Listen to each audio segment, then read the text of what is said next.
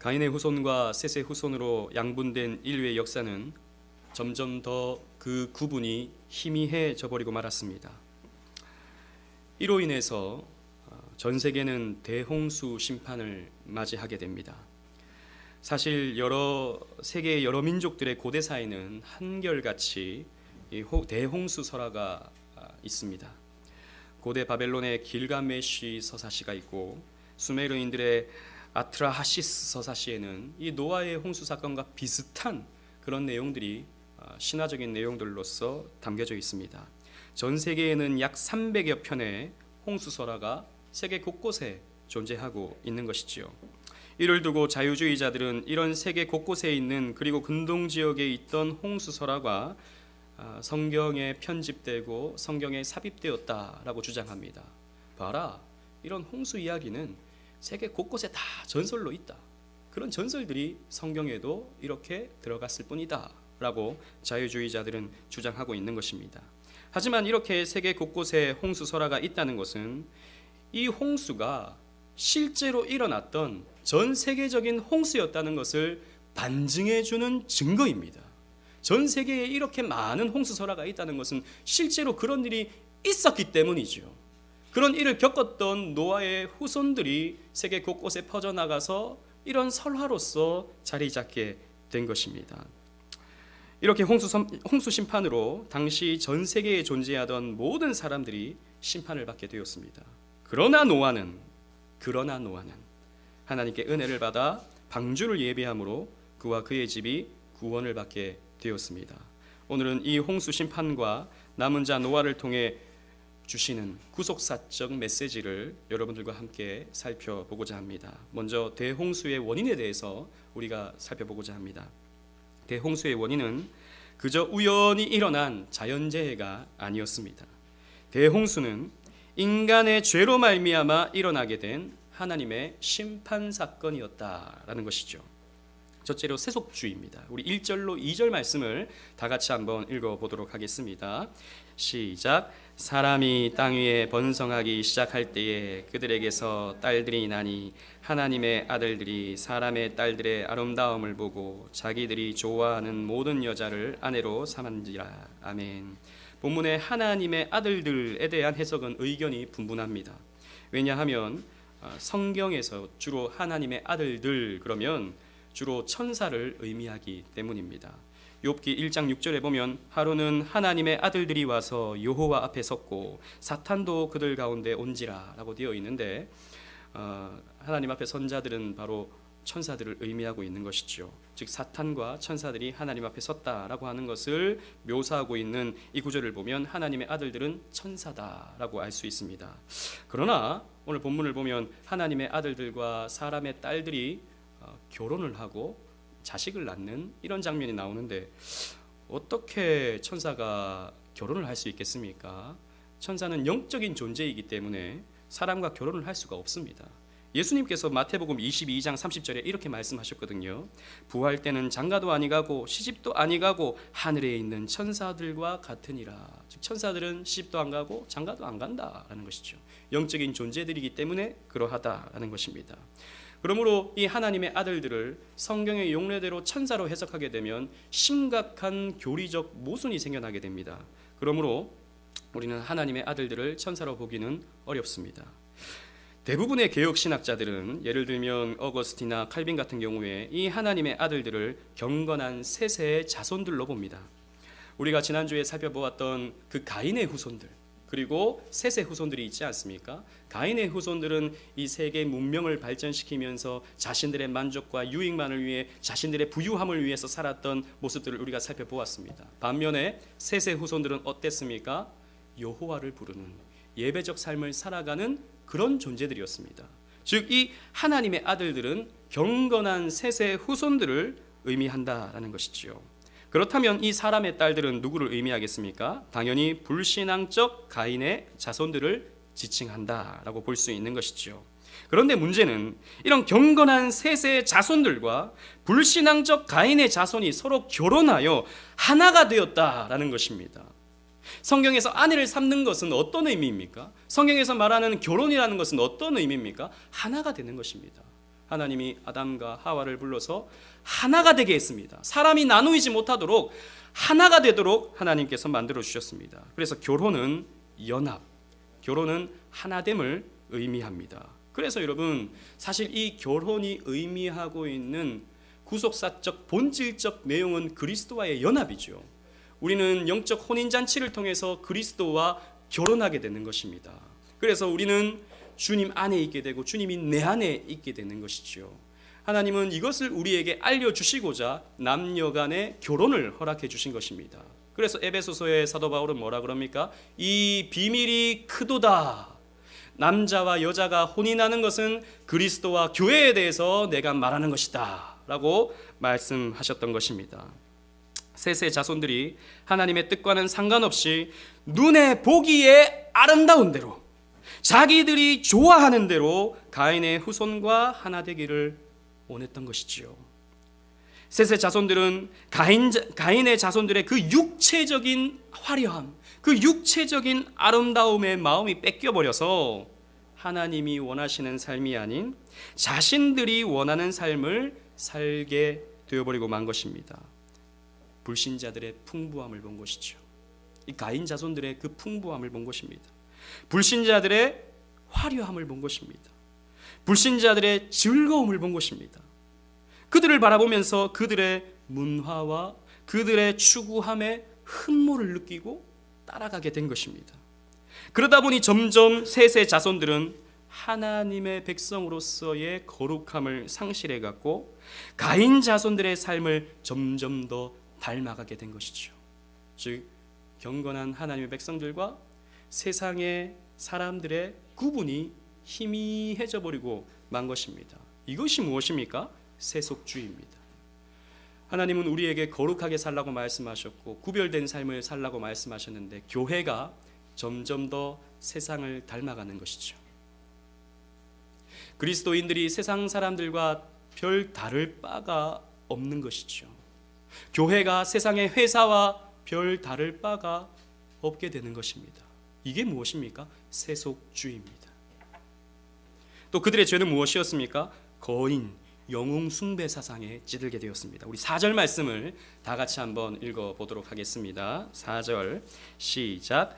당시의 땅에는 네피림이 있었고 그 후에도 하나님의 아들들이 사람의 딸들에게로 들어와 자식을 낳았으니 그들은 용사라 고대의 명성 있는 사람들이었더라. 아멘. 네피림은 거인을 의미합니다. 그리고 하나님의 아들들이 사람의 딸들을 취하여 무엇을 낳았습니까? 용사를 낳았다라고 말하고 있습니다. 그리고 그들은 명성 있는 사람들이었다라고 말씀하고 있습니다. 이전 개역 성경에서는 이 명성 있는 자를 유명한 자라 그랬죠. 당시 거인과 용사와 유명한 자, 명성 있는 자가 추앙을 받고 숭배되는 세상이었다라는 것이죠. 여러분 이것이 무엇입니까? 타락한 인생의 본성입니다. 타락한 인간은 선악과를 입에 베어물고 하나님과 같이 되고 싶은 욕망을 가진 인간은 하나님과 같은 힘을 갖기를 원합니다. 그래서 선악 판단의 주체가 되어서 내가 하고 싶은 건 내가 하고 내가 하기 싫은 것은 하지 않는 그런 힘을 가진 존재가 되기를 원한다는 것이죠. 거인이 되기를 원합니다. 큰 사람이 되어서, 그렇게 큰 사람이 되어서 작은 사람들 위해서 군림하고 자신의 힘과 능력을 과시하면서 자신의 힘을, 자신의 능력을 많은 사람들로부터 알려주기를 원하는 것이죠. 그래서 존경받기를 원합니다. 그래서 더 많은 사람들이 그것을 알아주기를 바라게 되고 유명해지기를 원하는 것이죠. 오늘날의 세상도 마찬가지죠. 사람들은 힘을 갖고 싶어 합니다. 그 힘이 어디서 나옵니까? 오늘날에는 돈에서 나오죠. 자본주의 사회에서는 돈에서 나옵니다. 여러분 왜 그렇게 사람들이 돈 합니까? 돈을 이렇게 쥐고 있으면 기분은 좋죠. 돈을 쥐고 있으면 기분이 좋아요. 그러나 그 종이가 뭐 먹을 수 있습니까? 뭐 할 수 있습니까? 아무것도 할 수 없어요. 근데 돈만 만져도 기분이 좋은 이유는 그 돈은 우리에게 힘을 주기 때문입니다. 돈은 사람을 움직일 수 있는 힘을 줍니다. 돈은 내 삶이 안정될 수 있는 힘을 줍니다. 돈은 나는 이렇게 힘이 있다라고 하는 과시할 수 있는 그런 도구가 됩니다.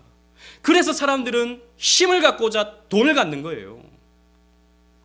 그래서 그것을 더 많이 가지려고 하고 나는 이만큼 많이 가졌다라고 하는 것을 자랑하기를 바라는 것이죠. 알아주기를 바라는 것이죠. 그것을 부추기고 그런 자를 영웅 삼아 추앙하게 하는 것이 죄악된 세상의 모습인 것입니다. 이 홍수 심판을 당할 때에 사람들의 모습은 이런 거인과 영웅을 숭배하는 그런 모습들이었다는 것입니다. 그리고 당시 세상은 죄악이 가득한 세상이었습니다. 우리 5절 말씀을 다 같이 또 읽어보도록 하겠습니다. 시작. 여호와께서 사람의 죄악이 세상에 가득함과 그의 마음으로 생각하는 모든 계획이 항상 악할 뿐임을 보시고 죄악이 세상에 가득했다라는 말은 단순히 허물 정도가 있었다, 악이 좀 있었다라는 정도가 아니고 악이 고착되고 증폭되어가는 상황을 말합니다. 우리말로는 그런 뉘앙스가 나타나지 않지만 원어를 보면 악이 점점 더 증폭되어지고 확장되어지는 그런 표현이 되는 것이죠. 당시 사람들은 하나님을 마음에 두기 싫어하고 세상에 더러운 악과 죄로 가득 차 있었고 그러한 죄가 점점 더 증폭되고 있었다라는 것입니다. 여러분, 이런 심판이 이루어진 시대와 오늘날의 시대가 뭐가 다릅니까? 세상은 너무나도 악해져 있습니다. 최근에 일어난 요즘 뉴스를 틀면 바로 나오는 버닝썬 사태 이런 것들을 보십시오. 자라나는 청소년들의 우상과 같은 연예인들이 난잡한 성교와 마약에 찌들어 있습니다. 제가 깜짝 놀란 것은 그 버닝썬 클럽의 대표라고 하는 이모 씨는 이렇게 말합니다. 그 연예인 중에 그 빅뱅의 승리죠. 그 승리가 카톡을 이렇게 공개되지 않았습니까? 여자들을 어떻게 대하는지 이렇게 노골적인 그런 말들이 있었지 않습니까? 그 카톡이 죄라면, 그런 카톡 정도를 보낸 것이 죄라면 대한민국의 모든 남자는 죄인이다, 그렇게 말했다고요. 그 정도는 대한민국 모든 사람들이 하고 있어. 그렇게 이런저런 여자들을 만나서 성관계를 갖고 동영상도 찍고 서로 그것들을 나누어 보고 이 정도는 대부분 남자들 하고 있는데 뭘 그것 갖고 감옥에 가야 되니 사죄를 하라니 그런 말들을 하느냐. 다 그 정도는 한다. 여러분 몰라요. 다 그렇게 하는지 모르지만 적어도 그 사람의 생각에는 이 정도는 상식이다 라고 생각하고 있는 것입니다. 이 정도는 다른 남자들은 다 하는 것이다 라고 말하고 있는 것입니다. 그렇게 여러분 세상은 타락해 버렸습니다. 돈 좀 있고 영향력 있으면 그렇게 사는 것이 상식이 되어버린 세상이 되고 만 것이죠. 정상적인 성관계로는 만족을 못하니까 동성애를 하고 영상을 찍고 그것을 사람들이 돌려보면서 성적 자극을 받기를 원하는 것입니다. 물론 그쪽의 사람들이 동성애를 했다는 말은 아닙니다. 이 시대의 사람들이 그러한 사람들이 있다는 말입니다. 동성애는 인권이라며 백주 대낮에 나체 축제를 벌이는 것이 지금 대한민국의 현실입니다. 남자가 사랑하는 것이 무슨 잘못이냐? 여자와 여자끼리 사랑하는 것이 무슨 잘못이냐? 사랑하는 건데, 사랑은 좋은 건데. 그래서 동성애는 인권이라면서 백주 대낮에 뻘거벗고 피켓을 들고 소리를 지르고 축제를 벌이고 있는 것이 대한민국의 현실입니다. 소돔과 고모라 때와 다를 바가 없는 것이죠. 그런데 안타까운 것은 세상 사람들이야 그렇게 산다면 그렇게 살지만 이 시대의 그리스도인들은 어떠합니까? 세상 사람들과 똑같은 것을 추구하고 똑같은 것을 즐기고 똑같은 생각들을 하고 있지는 않습니까?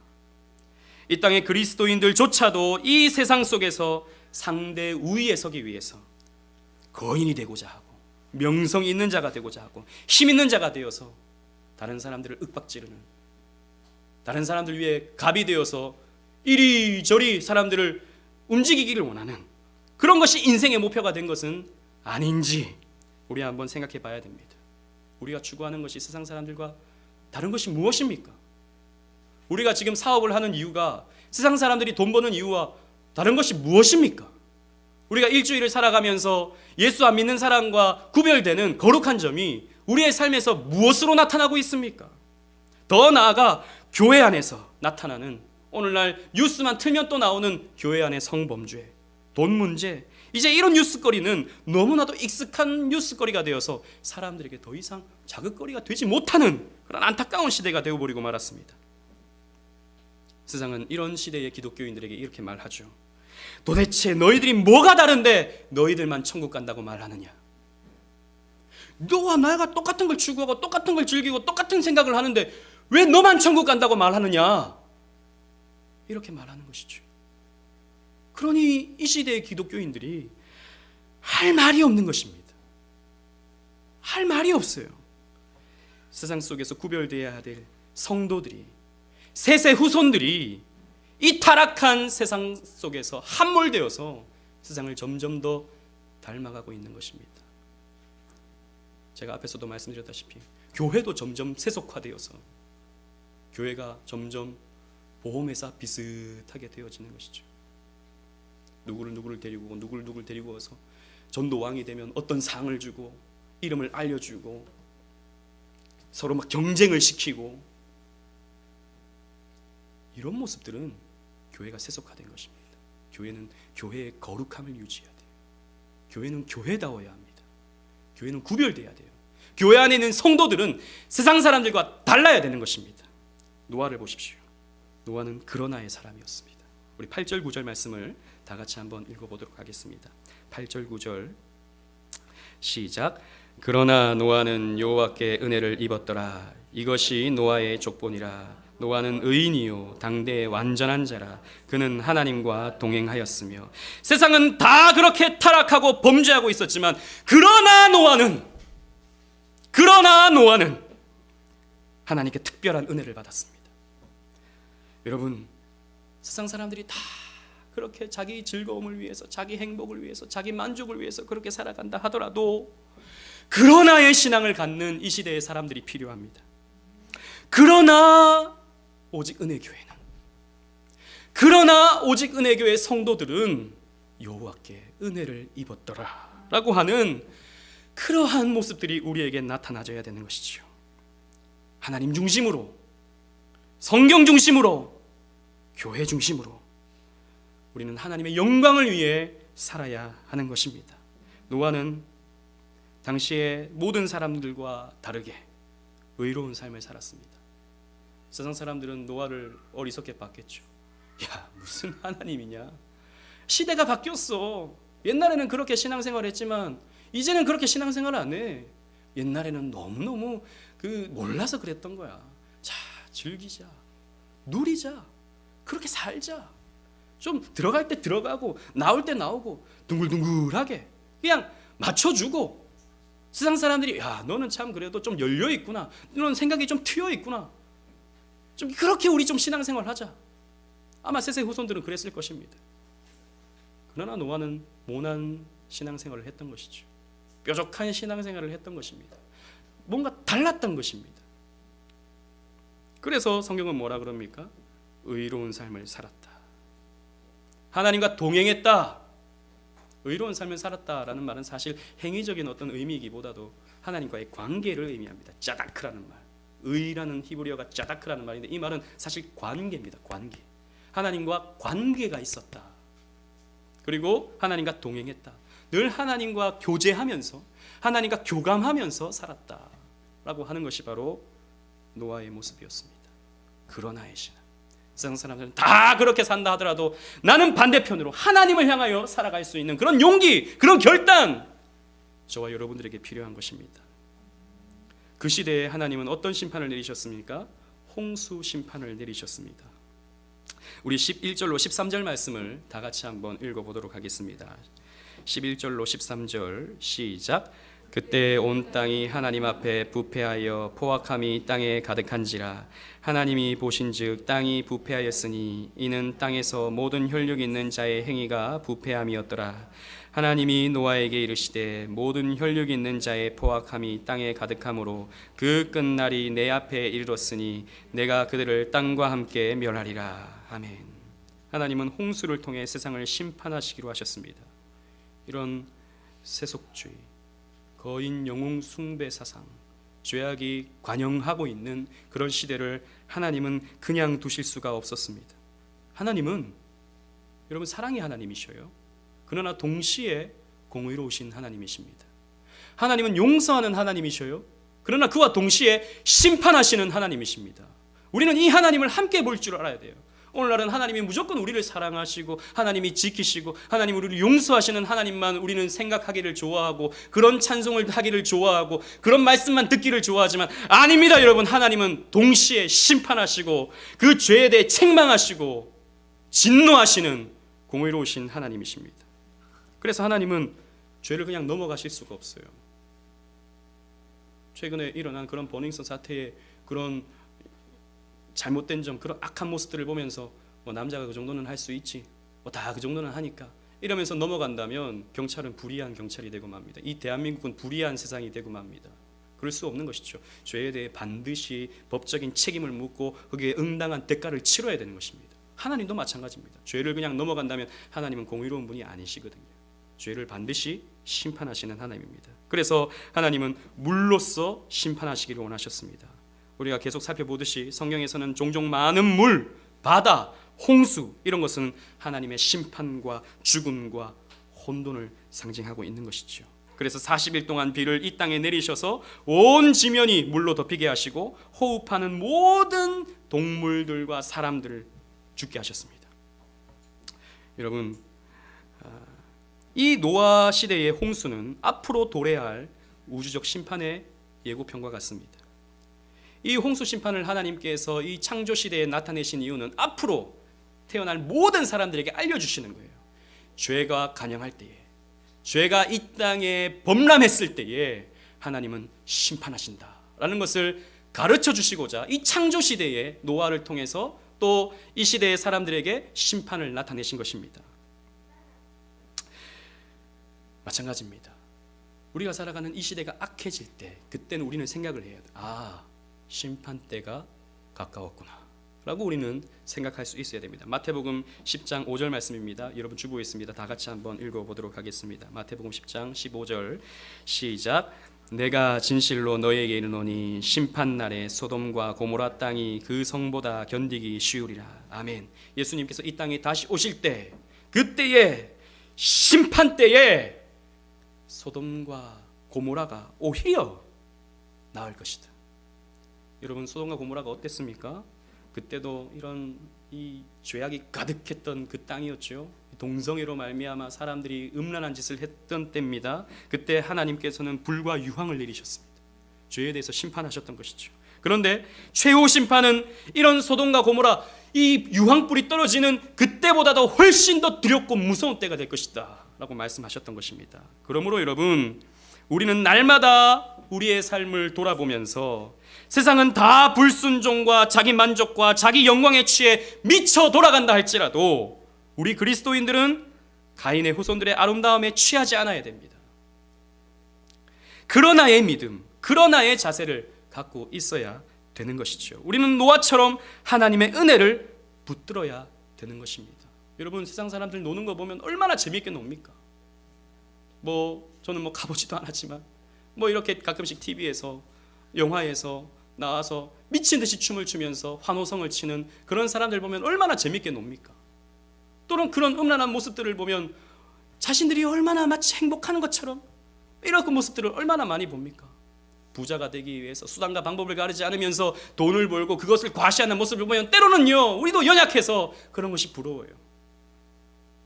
나도 그런 걸 갖고 싶은 마음이 드는 것입니다. 물론 여러분, 우리 가질 수 있습니다. 가지는 건 나쁜 것 아닙니다. 그런데 그게 인생의 목적이 되면 안 되는 거예요. 그게 그렇게 살아가는 이유가 되면 안 되는 것입니다. 그런데 자칫 잘못하면 그게 이유가 돼버리고 마는 것이지요. 우리는 그러나의 신앙을 가져야 되는 것입니다. 얼마 전에 이찬수 목사님의 설교를 제가 듣다가 참 마음에 새겨지는 어떤 예화가 있었습니다. 저도 그 영화를 봤기 때문에 참 마음에 와닿더라고요. 제가 이런 말을 하는 이유는 요즘에는 그냥 또 인용을 안 하고 얘기했다가 목사님이 표절을 했네 이런 얘기를 또 들을까 봐 제가 굳이 또 이렇게 밝혀드립니다. 워낙 또 유명한 목사님이니까요. 얼마 전에 개봉했던 영화 중에 암살이라는 영화가 있었습니다. 그 이정재 씨가 나오고 또 전지현 씨가 나오는 그런 영화였죠. 그 이정재 씨가 연기를 했던 사람이 원래는 독립운동가였는데 그러나 변절하여 일제에 밀적이 되는 그런 염석진이라는 사람으로 나오게 됩니다. 처음에는 정말 독립을 위해서 싸웠던 사람이에요. 그러나 너무 힘드니까 시간이 지나도 이 독립이 오지 않으니까 이제 변절을 했던 것이죠. 임시정부에서 상해 임시정부에서 독립운동을 하다가 몇 번의 총을 맞아서 죽을 위기를 넘길 정도로 열심이었던 사람이었습니다. 그러나 나중에 변절하게 되고 독립이 되게 됐죠. 영화의 마지막 장면에서 이 염석진과 함께 상해 임시정부에서 활약했던 안옥윤이라는 여자가 찾아와서 이렇게 묻습니다. 옛날에 동료였어요. 그런데 그 동료가 그렇게 변절해서 해방이 되어서 이런 그래도 어떻게든 살아보려고 막 아등바등하는 모습을 보니까 너무 안쓰러운 것이죠. 그래서 그 가슴 아픈 마음으로 이렇게 묻습니다. 그때 왜 그랬냐고, 그때 왜 변절했냐고, 그때 왜 우리 배신했냐고 이렇게 말합니다. 그러니까 이 염석진이 이렇게 대답을 합니다. 몰랐으니까. 해방이 이렇게 빨리 올지 몰랐으니까. 해방이 이렇게 올 줄 알았으면 내가 그랬겠나? 나도 죽을 위기를 넘길 만큼 열심히 했다고. 그런데 해방이 안 올 것 같으니까 어떻게든 살아야겠으니까 내가 그렇게 변절했다고 그렇게 말합니다. 여러분, 우리도 생각해 봐야 됩니다. 주님의 때가 아직 오지 않았으니까, 심판의 때가 아직 오지 않았으니까, 마치 그 심판은 멀리 있게만 느껴지니까 우리는 너무나도 쉽게 세상과 타협하고 있는지, 이 주님의 말씀을 등지고 세상과 비슷한 모습으로 그냥 그렇게 살아가고 있지는 않는지 우리는 생각해 봐야 되는 것이지요. 말은 그리스도인인데 어디 뭐 적으면 종교란에 기독교라고 적는데 세상 사람들과 별 다를 바 없이 때로는 죄를 그냥 서슴없이 짓기도 하고 내 성공을 위해서라면 수단과 방법을 가리지 않으려고 하는 이런 모습들이 그런 변절된 신앙인으로서 나타나고 있는지 우리 한번 생각해 봐야 되는 것이죠. 주님의 심판이 너무 멀게만 보여서, 주님의 때가 너무나도 멀리만 느껴져서 그냥 이 시대에 익숙해져서 세속화되어 버리고 있지는 않는지 우리 생각해 봐야 되는 것입니다. 그런 모습이 우리에게 있다면 우리는 회개해야 되는 것이죠. 여러분, 계시록 16장 15절 말씀을 우리 다 같이 한번 읽어보도록 하겠습니다. 주보했습니다. 다 같이 읽겠습니다. 시작. 보라, 내가 도둑같이 오리니 누구든지 깨어 자기 옷을 지켜 벌거벗고 다니지 아니하며 자기의 부끄러움을 보이지 아니하는 자는 복이 있도다. 아멘. 예수님께서 도둑같이 오신다 그랬어요. 도둑같이 오신다 그래요. 도둑은 예고하고 오지 않죠.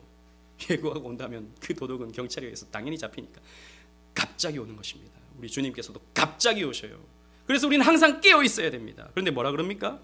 누구든지 깨어 자기 옷을 지켜야 된다. 그리스도인으로서의 옷을 지켜야 된다. 셋의 후손으로서의 옷을 지켜야 된다. 그거 벗고 다니고 나는 세상과 비슷해. 왜? 세상 사람들과 너무 다르면 너 좀 이상해, 너 좀 달라, 너 뭐 우리와 좀 같이 어울리지 못해, 이렇게 왕따 당할까봐 세상으로부터 우리 세상에 옷 비슷한 거 입고 있는 거예요. 그러면 그건 벗고 있는 거야. 그 자기 부끄러움을 당하고 있는 거야 라고 말씀하고 있는 것입니다. 우리는 그리스도의 옷을 입어야 돼요. 우리는 이 칭의의 옷을 입어야 됩니다. 셋의 후손의 옷을 입어야 돼요. 부끄러움을 당하지 않아야 됩니다. 이런 자는 복이 있다 라고 우리 주님께서 말씀하고 있는 것입니다. 사랑하는 오직 은혜교회 성도 여러분, 이 시대는 소돔과 고모라를 방불합니다. 제가 봤을 때는 그 시대보다 더한 것 같아요. 사람들은 하나님이 주시는 시대의 경고에 주목하지 않지만 자신의 쾌락과 만족과 행복만을 위하여 수단과 방법을 가리지 않고 있지만, 그래서 세상 사람들 가운데 많은 사람들이, 또 그리스도인들이 소돔과 고모라를 기웃거리고 있는 모습으로 나타나고 있지만, 그러나 믿음의 길을 걸어가는 저와 여러분들은 믿음을 지키고 살아가야 됩니다. 마지막 시대입니다. 정말이지 마지막 시대입니다. 주님의 때가 가까웠습니다. 여러분, 주님께서 말씀하신 그 주님 다시 오시겠다고 한 그 징조들은 지금 너무나도 많이 나타나고 있습니다. 우리는 역사의 벽보를 볼 줄 알아야 되는 것이지요. 그래서 우리는 예수 그리스도의 보혈의 피를 의지하여 의롭다 함을 붙들어야 됩니다. 늘 하나님의 말씀이 인도하는 대로 걸어감으로 하나님과 동행할 수 있어야 됩니다. 다 그렇게 산다 하더라도, 그러나 오직 은혜교회 성도님들은 우리의 옷을 지키고 그 옷을 입고 다니는 거룩한 사람들로서 살아가시는 그런 은혜가 있기를 주님 이름으로 축원합니다. 아멘.